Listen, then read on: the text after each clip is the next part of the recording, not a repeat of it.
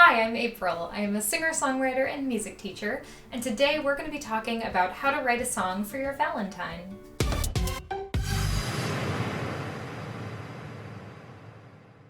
So we're going to start by just thinking about your partner or your crush or whomever it is that you want to write a song for, and specifically think about what it is that you want to say to them. Do you want to say, I love you? Do you want to say, I want to marry you? Oh my gosh, if anyone who watches this video uses it to propose, please let me know. Whatever it was that you wanted to say to your crush or your partner or your person, we're going to take that and it's going to become our main idea. So that main idea is going to be used as the basis of our refrain line or our chorus. If you decide to go with a refrain line, it's just going to be one line at the end of each verse.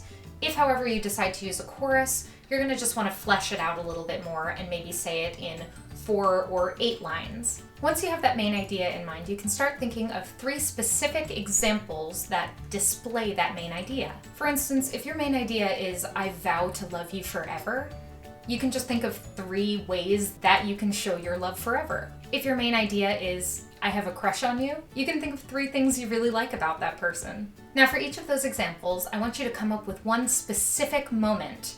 This can be past, present, or future that displays that idea. Remember to get really specific here and use a lot of imagery. If you said, for example, you really love the way that their curls bounce when they walk, I want you to think of specific moments in which you watched their curls bounce. Ideally, these should be really emotionally charged moments. For instance, when they ran to you after a long trip, or maybe when they got really mad at you and turned away and walked out of the room. It could even be a future moment, like the way you imagine their hair is going to bounce as they walk down the aisle, or the way it's going to look when they're playing with your kids. From here, you should have a bunch of moments or images that evoke a lot of emotion. Now you can start to put these into actual song form. You can either start by taking each of those memories and making each one a section of your song.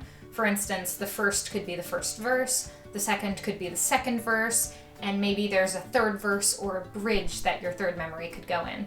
I would just make sure that you put them in order of intensity, or you could even put them in order of time, like past, present, and future. Just make sure that there's a clear reason for the order that they're in. Or if you liked one of your examples more than the others, you can take that example and break it into different pieces. For instance, if we go with our curly-haired example, we can start our song with verse 1 being about that time that they ran to you and their curls bounced and you were so excited to see them. Then you can move on to verse 2, in which you talk about when they were mad at you and you thought they might turn away. And then depending on your preferences, your verse 3 or your bridge could be about that wedding or the time that they're going to play with your kids. The nice thing about using one example as opposed to several is that now you'll have an overarching image that ties your whole song together. Since those bouncing curls come back with each verse, we get to see them in a bunch of different contexts, which elevates the listener's understanding of the main idea. Now you should have a solid outline that you can start working from. And now all you have to do is take each of those sections and just expand it a little.